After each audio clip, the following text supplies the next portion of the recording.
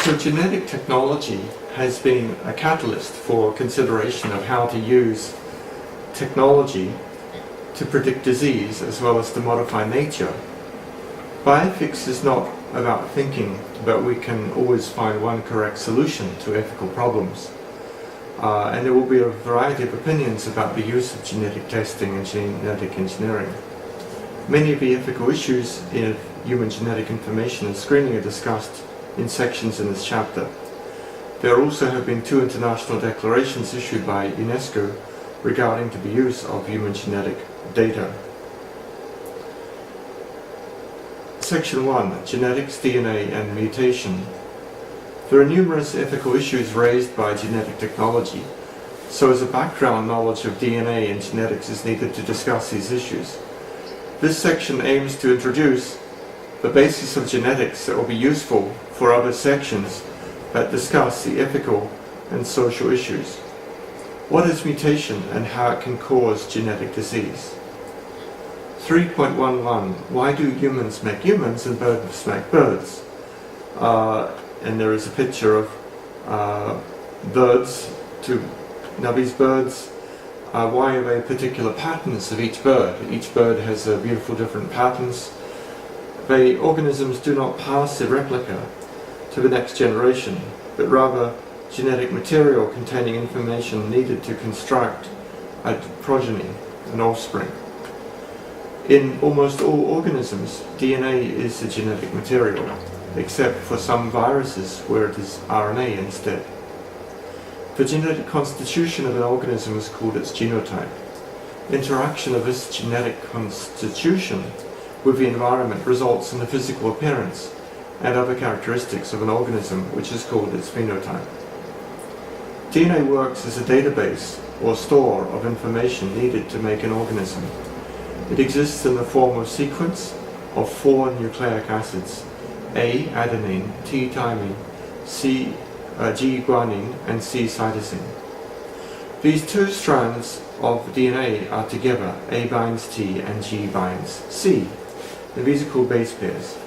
There are approximately 3 billion base pairs in the human DNA. Genes are coding regions of the DNA that carry necessary information needed to make proteins, which are structures present and operating in cells and organs. Genes are passed from our generation to the next during reproduction and are called the units of heredity. Variations in the sequence of DNA make each organism different. Genes express and function differently in all species, which makes each species and even each organism unique. Although almost all organisms have DNA, and a few viruses have their genetic information encoded as RNA, the expression of genes determine what we look like in general. Several genes get switched on or switched off during development, and they determine our phenotype. Environmental interactions also can determine diseases and behavior.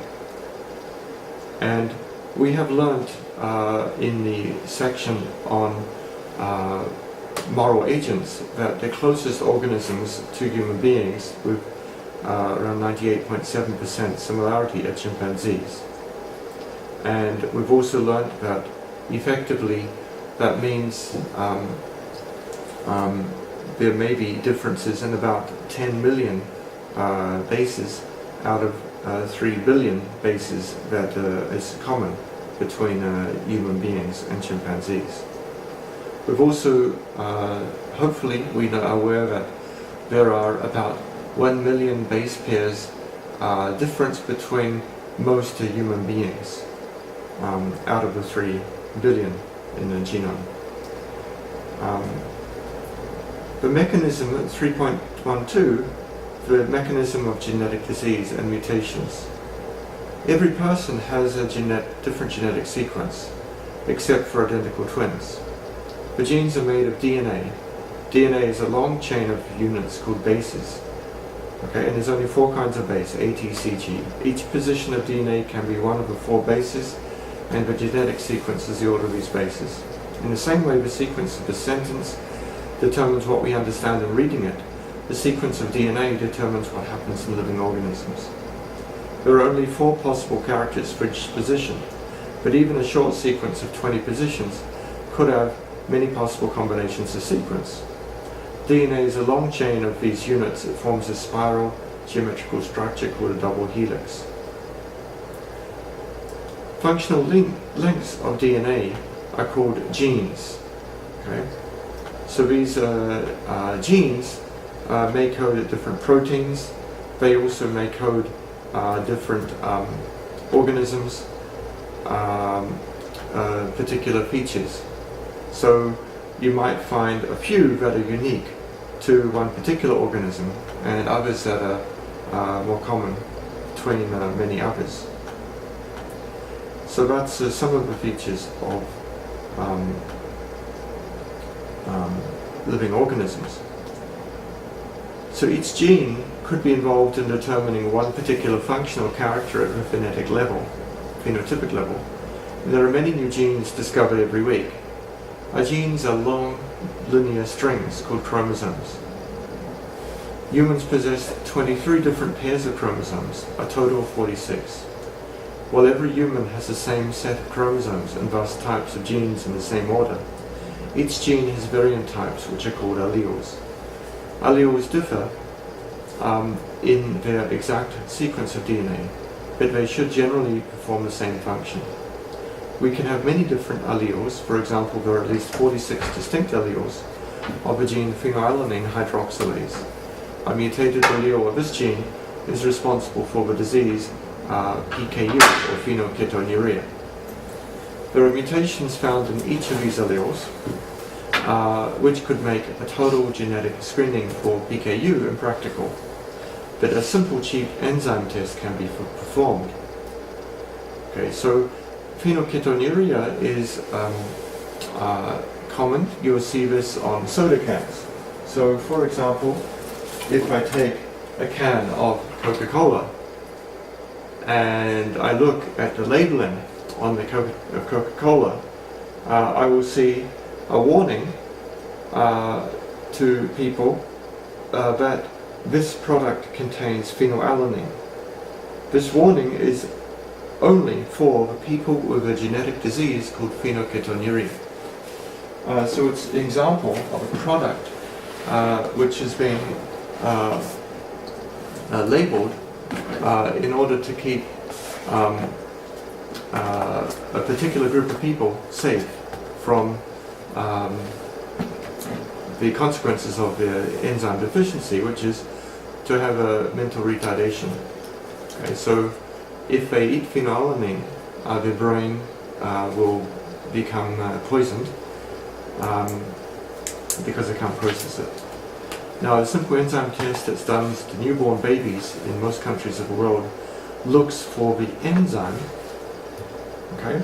Because as long as you have an enzyme to metabolize phenylalanine, this enzyme called phenylalanine hydroxylase, you are okay. Now, there's 46 distinct alleles. It's a very highly mutated gene. Now, each of those has slightly different enzyme properties if the protein shape is different. But we don't need to test the DNA, we can test the enzyme. So for some diseases of metabolism like that, it's about 15 or 20 of them, simple enzyme tests are sufficient. Now, of course, with the price of an individual genome sequence close to $1,000 US, it becomes now feasible to actually screen and test for these genetically. And it's possible that every newborn baby in a developed country will be screened. And that, of course, raises questions of their right to privacy, their right to know or not to know. But if there are, it may be the cheapest way now to screen. So mutations, reading on, mutations are changes in nucleic base sequence and are quite common. Mutations are caused by random chance, by chemicals or radiation, and most commonly are caused by reactive chemicals, free radicals, formed in the ordinary process of metabolism. Specific mutations are often seen as a response to ultraviolet light or smoking. The DNA repair enzymes can repair most of these. Others may escape repair and can result in abnormalities such as cancer. If a mutation occurs in the zygote or reproductive germ cells, the new offspring may carry the mutation. Somatic mutations play a role in development of most cancers, being steps in the process. So if we need, let's say, 3 or 4 mutations to develop uncontrolled cancer, each of these may occur in different steps. So maybe you have a suppressor gene that's mutated that no longer suppresses the growth of a cell, and then some growth factor and a couple other things mean the cells will be out of control. In the future, of course, targeted genetic change may work. There's been 25 years of trying a gene targeting to try to stop cancer, and some types of cell therapy and immunological therapy may be starting to work for some types of cancer. But still radiation chemical inhibition of growth, which are rather crude measures, are being used. So only some mutations actually cause harm, others make no harm. So we'll look at figure 1 in this book. So the complete sequence is a delicate balance. It only requires a defect in a single gene to disrupt this balance. So this is a challenge here, but it may just require a single change in one nucleotide, maybe the matter of living and dying because of a disease. Yet on the other hand, you have some people who are born with 5 million base pairs different from average, and they're still functional and alive. Occasionally they even have a new gene, which is very interesting, because it then is one of the ways we might see evolution at work. So we're going to learn about some of these genetic mutations as we go through. So figure 1, mutations alter amino acid sequences. The original mutated DNA sequences may give rise to the same amino acid, a different amino acid or a stop translation. The frameshift mutation completely alters the amino acid sequence, resulting in a nonsense message. So DNA sequence, original protein sequence is written there. So we have the original one on top. Then we have neutral mutation. Neutral mutation, we can see it is AACTAGT. So what is different is this G is being added. Now that is actually the same coding for the same amino acid, ILE, the 3-letter code. It's the same amino acid. So although it has one DNA base, it is neutral. It has no change in the enzyme. The protein is the same. A single amino acid change is in the next sequence, AACTACT, where this now comes to a C, and that is changing this to a methylmethionine amino acid. And that one amino acid change means it may or may not affect the properties of a protein. If you know your protein chemistry, MET is a sulfur-containing amino acid, and when 2 sulfur-containing amino acids are in a protein structure, they can form a disulfide bond linking the chains at a certain point, which will be fixed. So this becomes an anchor point in the folding and the shape of the amino acid, and to the protein. So the protein chain is a fixed shape. So when we change some of these amino acids may make significant change. The shape of amino acids also shapes the pockets of enzymes. They are different shapes. So if I can pick a different pocket. So I have 2 items, for example, some post-its which are square and a bottle of whiteout which is a different shape. By changing the amino acid, I may change the pocket in the protein which is going to bind to the chemical in the cell, and it's therefore going to have a different target or specificity. Deletion or frame shift, AACT deleted ATT.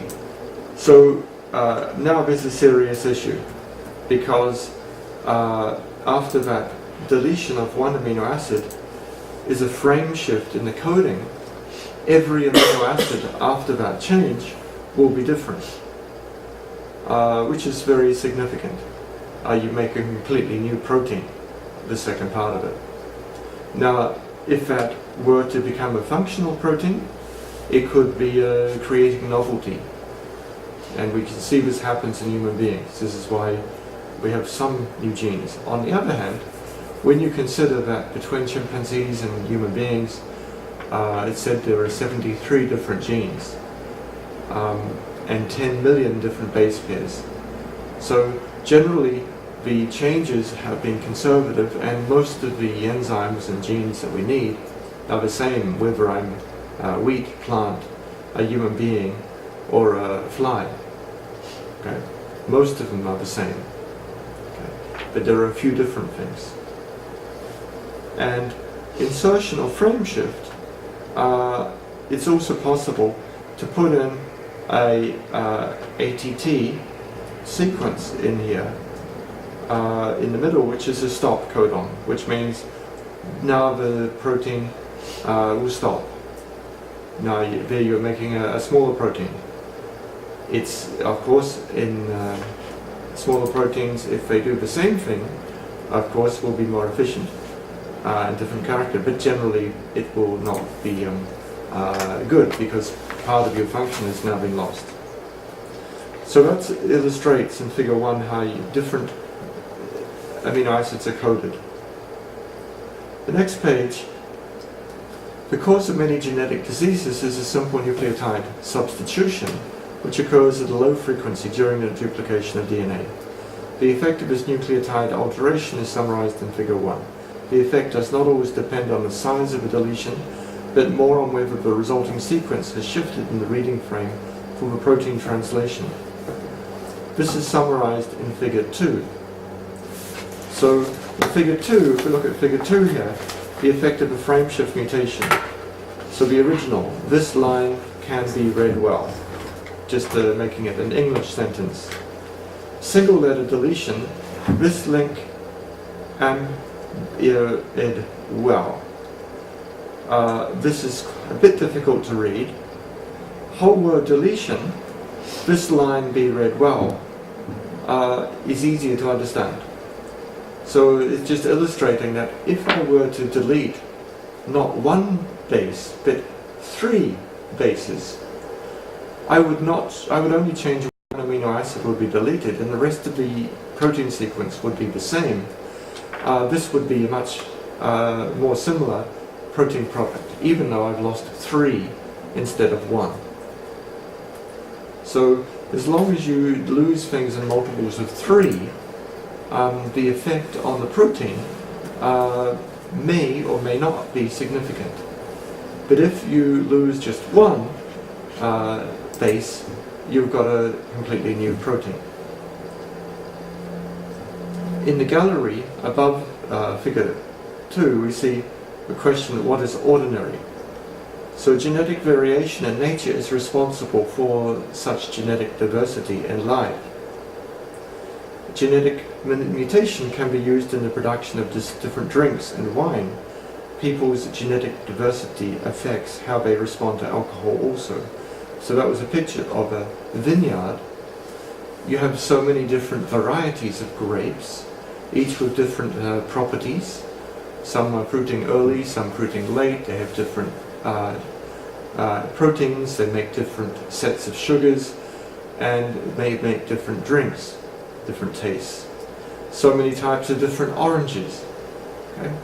Now people like different things. That's where our variety of fruits comes from.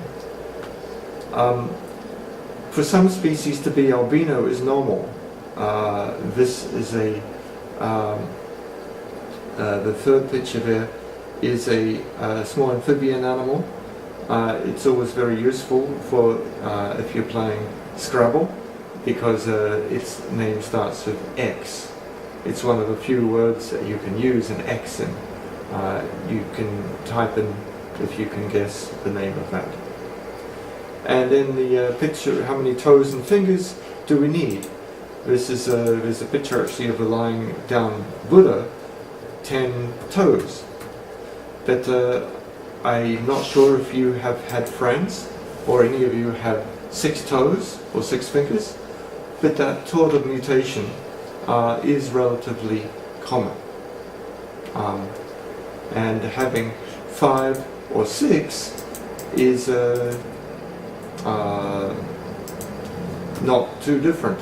Sometimes for playing the piano, perhaps 6 will be better, but maybe most you could write different music. If you play 6 fingers on each hand, you could have a more interesting music composition. The same as the length of fingers differs. So some people like Chopin's music is said to be very complex because his fingers were very long, and some people with short fingers will not be able to play some of this music easily.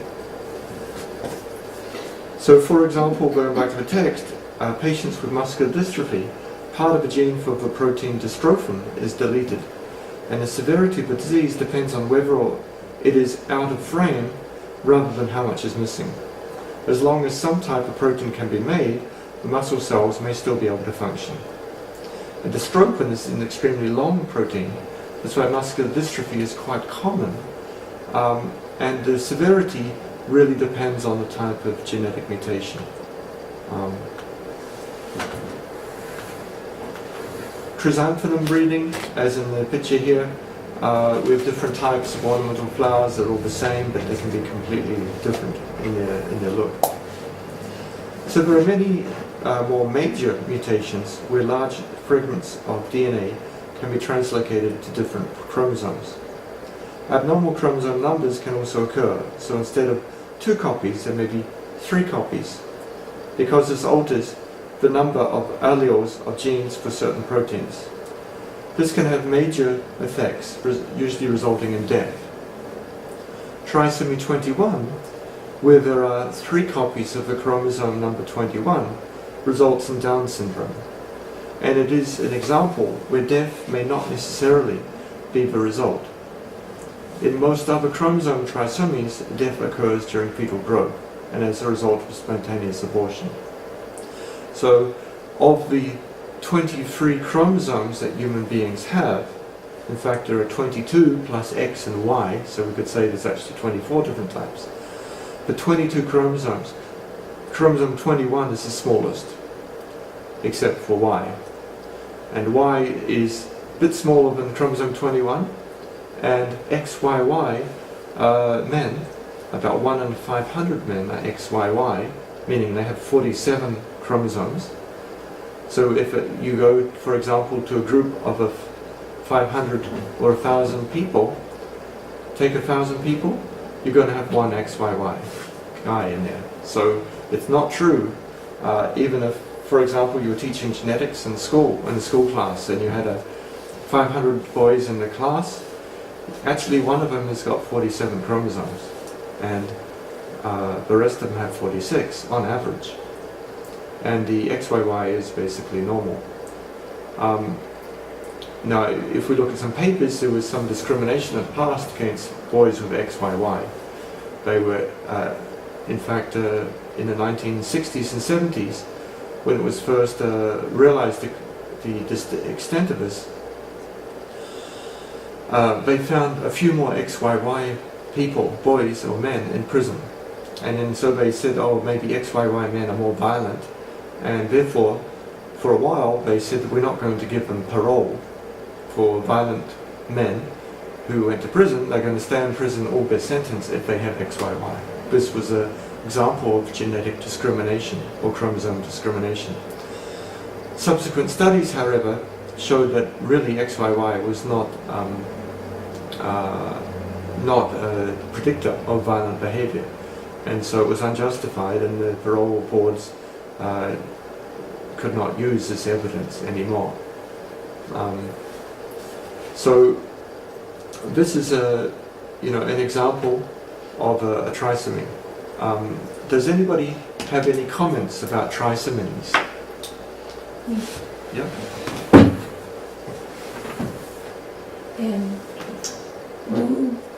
Why white people have any disability, mental disability? Yeah, no, XYY guys have no disability in general.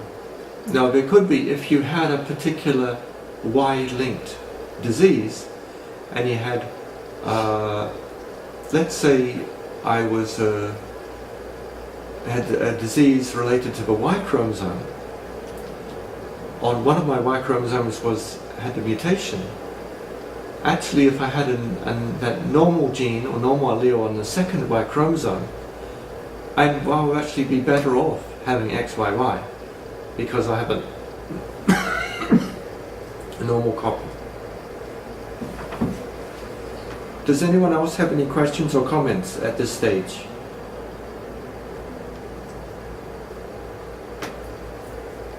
Any questions or comments?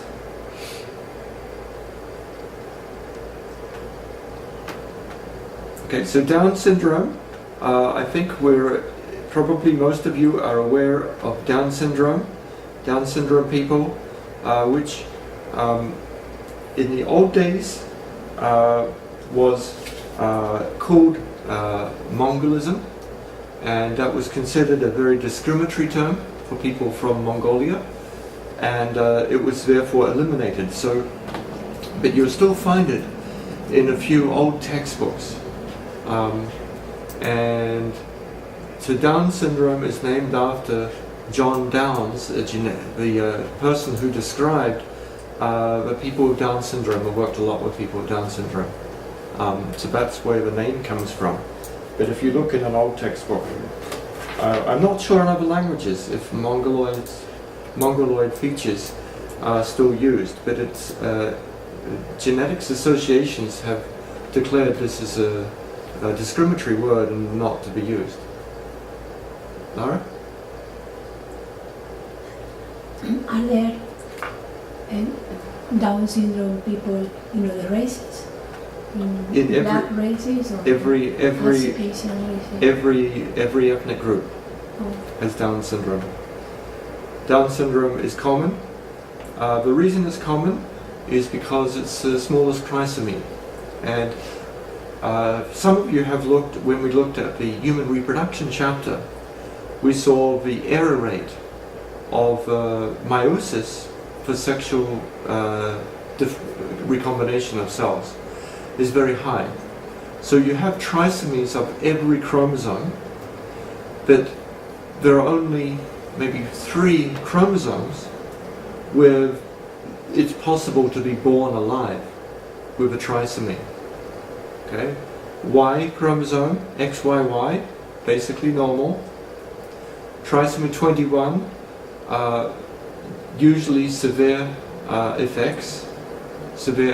Half of them need immediate surgery to fix either the blockage in the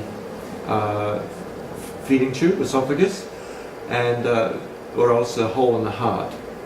So, of course, before surgery was common, and if surgery is not available, then you will find this. So these are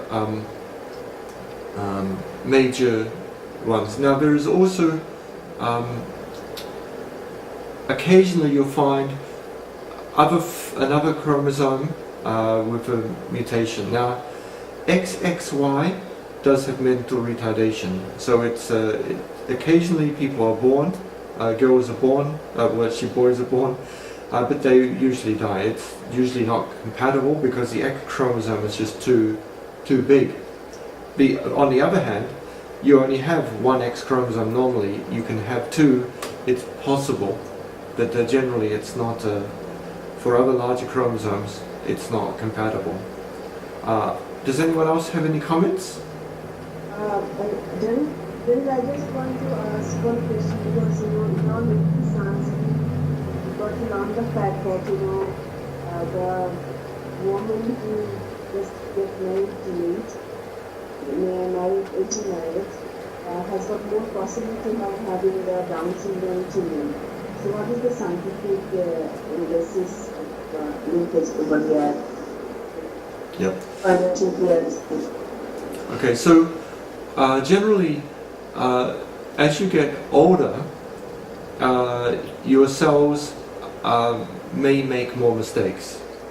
And egg cells, in fact, the egg cells a woman is born with, she's born with them as a fetus, and as a young child, she's not going to get any more egg cells. So these egg cells are there. When it comes, then they wait for 40 years to start to activate and to grow, and then they'll be released. And then if they're fertilized, there is a slight increase in the risks of chromosomal disorder, meaning at the meiosis, sometimes the 2 chromosomes will go into the cell instead of 1. Okay? So that means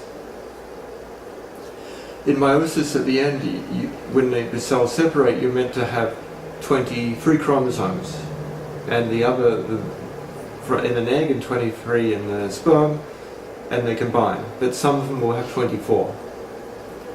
And in fact, if we look at eggs and sperm generally, reasonable percentage of eggs and sperm have a different number of chromosomes. They don't split properly. So this is why you have high risk. So around 40% of fertilized zygotes have 40% of everyone's zygotes have a chromosome problem, a translocation, a piece of chromosome that's missing. So you might have a piece of the long arm which is missing, or you might have an extra piece, extra chromosome even. So that's why this increases at the age, so that's why you have a higher frequency. It also occurs in men, but in men a little bit later. Okay, so chromosomal abnormalities can occur from both men and women, it's the most common is located in older women having children, and that's why it's usually picked. Of course, because the ages may be similar, you could say, is it the man or is it the woman? Okay, but usually it's for older men who will also can be a cause. So probably if you're having children, it's better to have it younger. When you get to 45 years of age as a woman, then you're getting to a risk of at least maybe 10% risk of a Down syndrome baby, which is quite high. So it becomes dramatically higher as you 43, 44, 45 to 50, and by that time usually that's menopause. But that's the explanation. So thank you, Pevan, for sending the picture. I've used it here in the video. Thank you, Darryl. Thank you so much. Yes, go ahead. Are there another chromosomic alteration that happen used in women? Well, once it happened, usually there's not one that just happens in a woman, but because the X chromosome is also found in men. Men have XY. But there are some chromosomal abnormalities only found in men because men have only Y chromosome. So some Y chromosome mutation only occurs in men. Okay. Now there's also mitochondrial disease. The mitochondrial genome comes only from the egg cell. So for the inheritance of mitochondria and the genetic disease in mitochondria, it comes from the woman. So mitochondrial genetic diseases are passed through the woman because when the sperm basically you don't get your mitochondria from sperm. Okay. So that's, and it is now lawful in the UK to use egg transplant from a mitochondrial donor that doesn't have a disease, to add the genome from the parent into that cell, the mother and the father. And that's sort of a genetic recombination. Okay, but that's now legal, and that's the reason is that's mitochondrial diseases are inherited through the woman's line only. But you can fix it by a mitochondrial donor. But which means you have to have a cell donor basically, and you transplant the nucleus into that. Okay, so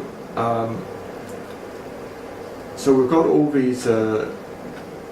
Now these basics of genetics are important for all types of genetics, whether we're talking about human genetics, also for plants and animals.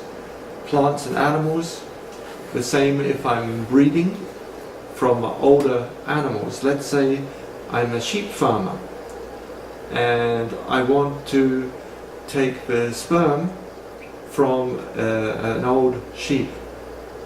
Gradually, the older sheep, even though it may have had super sperm and that's why it became so valuable, as it gets older, some of its mutations, it may have these problems.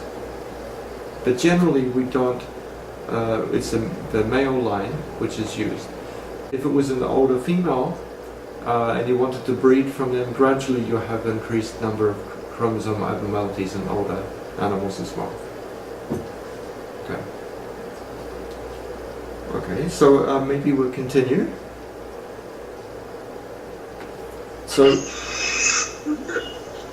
okay, so I go back to the top of that page. So we talked about trisomy 21. There are 3 copies of chromosome 21 results in Down syndrome. In this example, the death may not necessarily be the result. So in most others, death occurs during fetal growth and is a result of spontaneous abortion. And although spontaneous abortion is always sad, because people don't know why, when the usually when a fetus or embryo is checked, it has an abnormality, and that's quite a common reason. Another reason is possibly in the mother, that usually it's nature's way of a life that will be incompatible, the genes incompatible with life.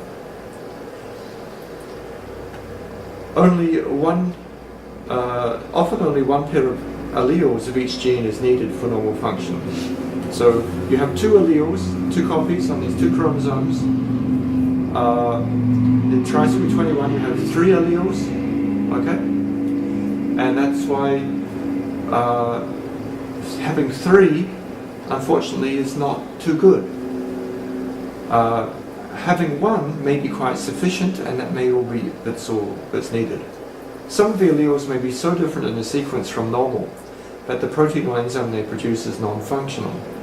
If this is the case, then the individual will use the other functional allele of the pair, and this will normally allow complete normal or life or phenotype. Sometimes one of the alleles produces an abnormal but functional product. Again, the individual will probably live normally.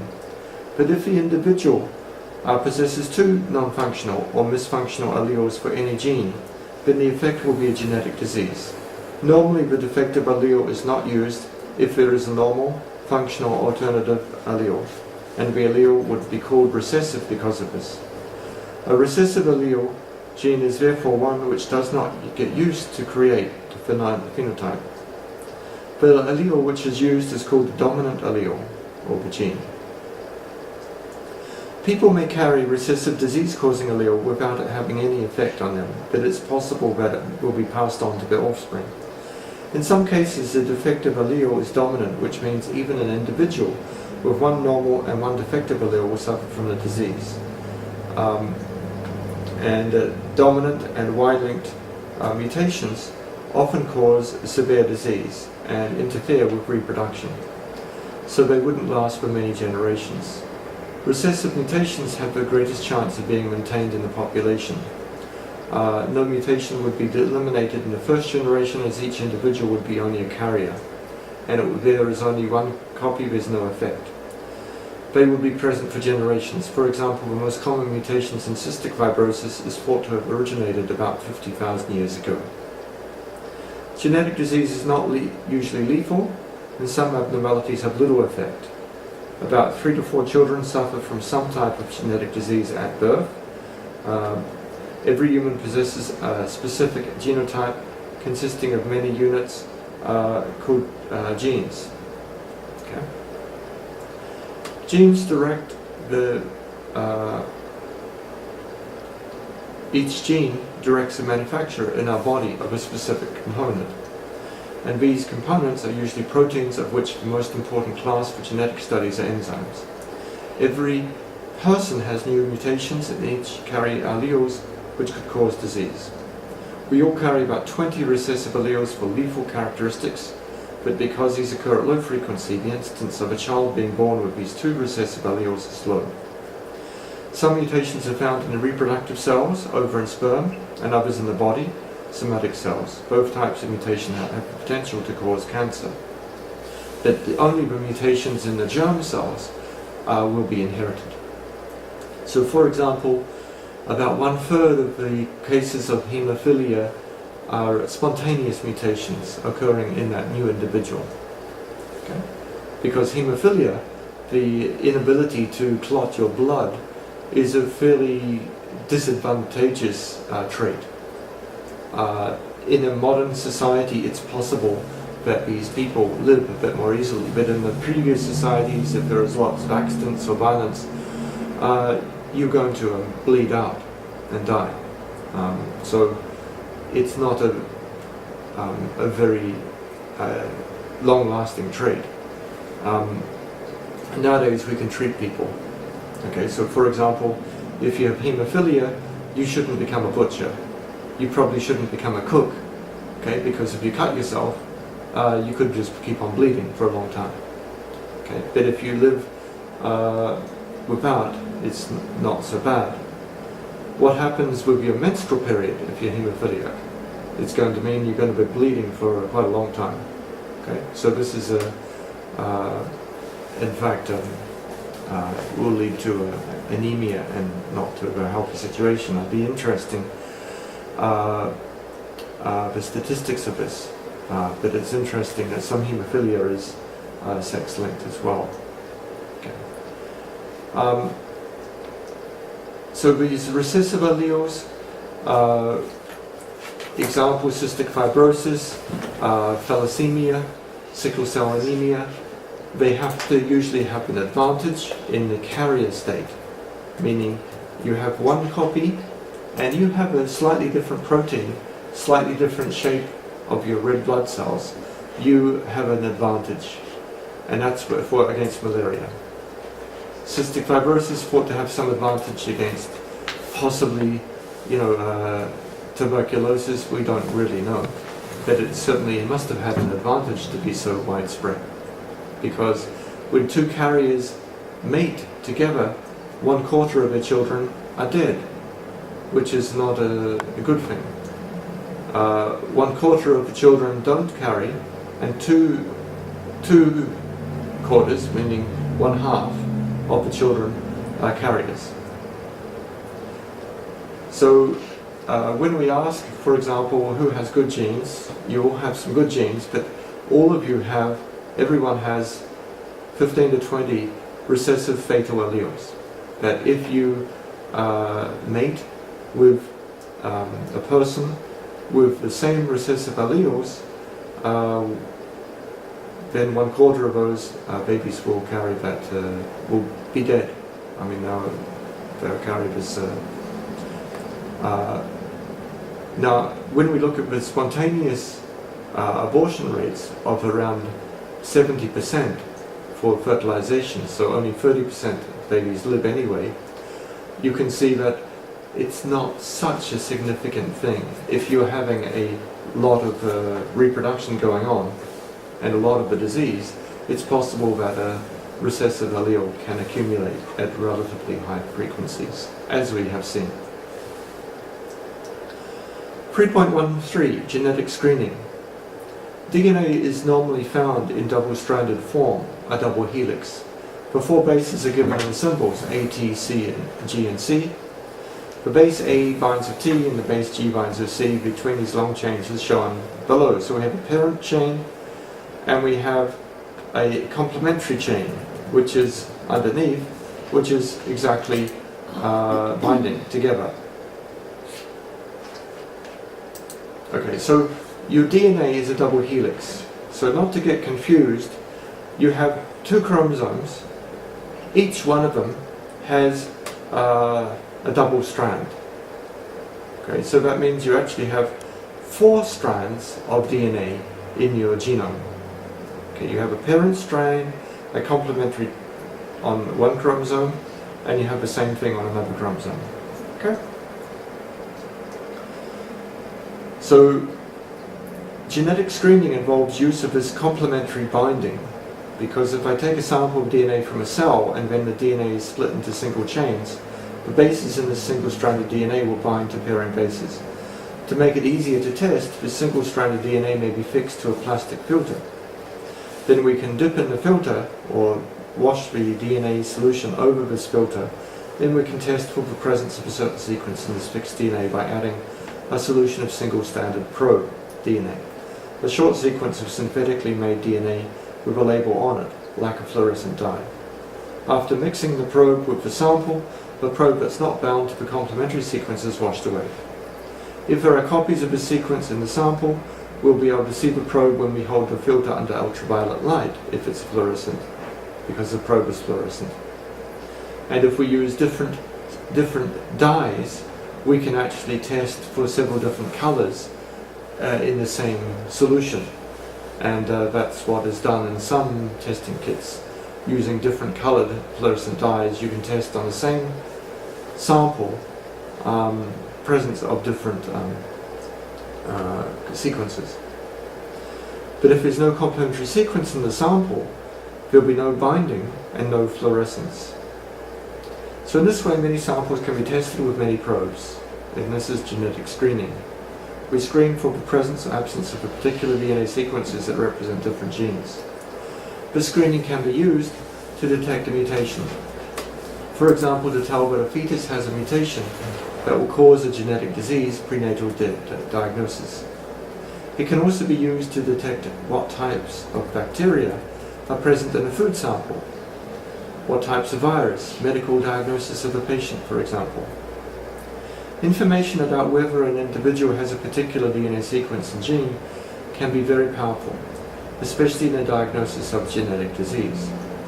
There are many ethical and legal issues that result from this technology, as discussed in the following sections on genetic privacy and information.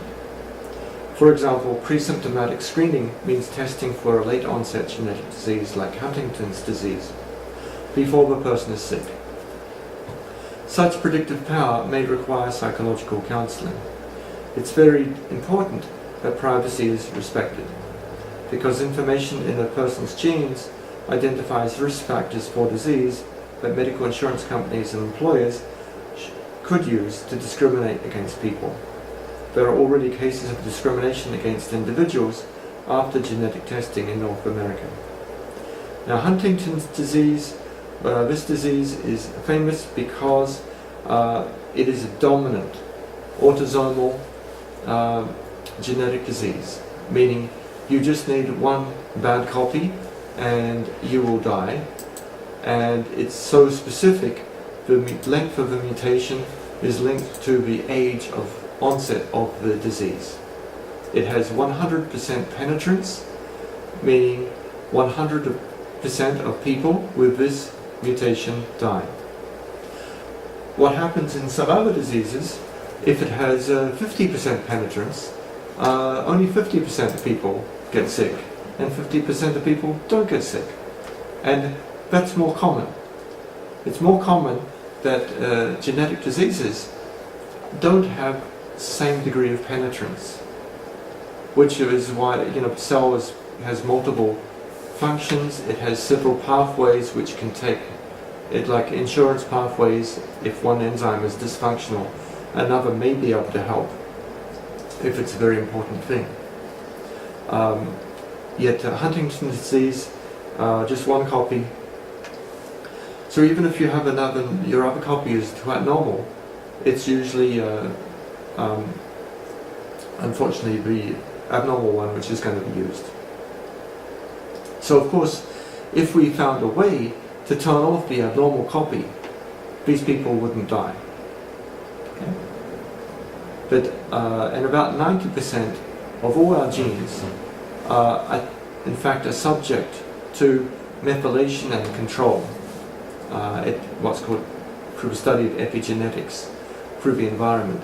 So it's normal that every gene you'll find one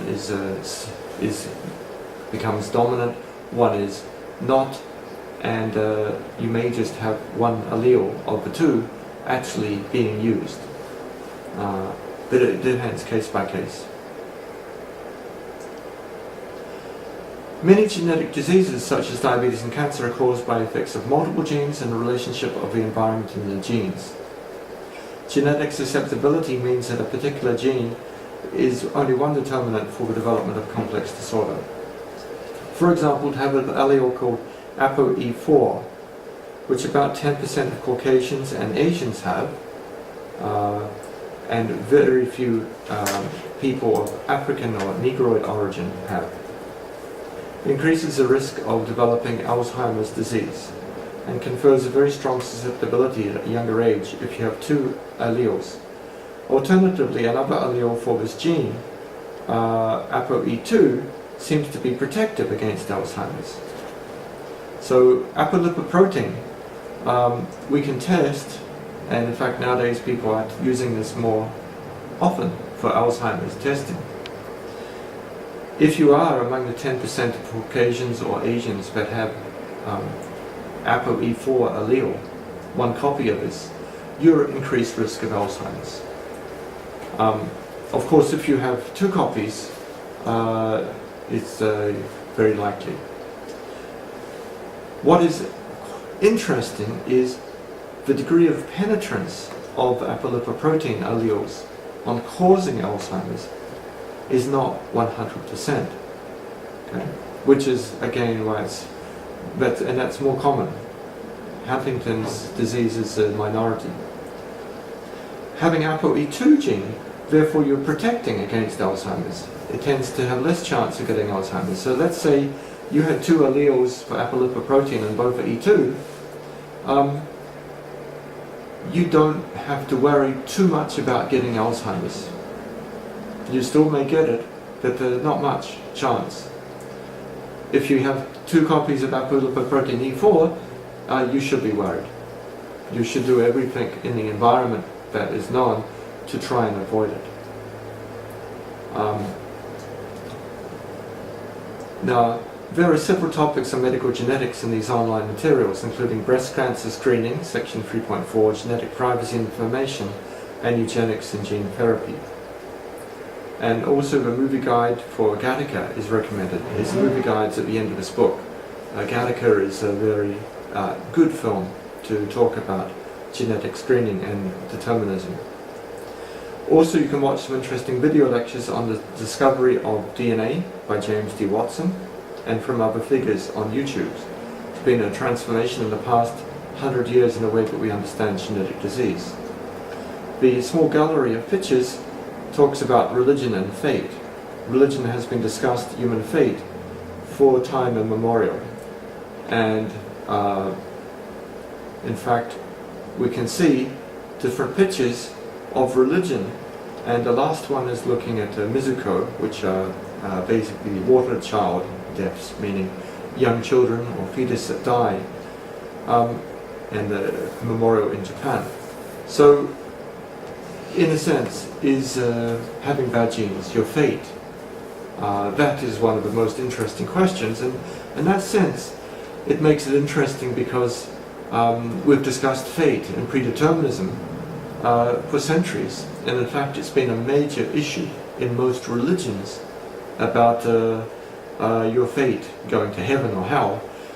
It's also the cause of disease. Okay, you got sick because of something you did or your parents did. Okay, but actually genes determine our fate, probably more than that. But it's interesting, the same sort of discussions we can have. So I think question 4, is there any advantage to having pre-symptomatic screening for Alzheimer's disease when you're 20 years of age? What about when you're 60 years of age? So this is a question. Okay, so I think we have a lot of questions to talk about. What do you think? Let's start.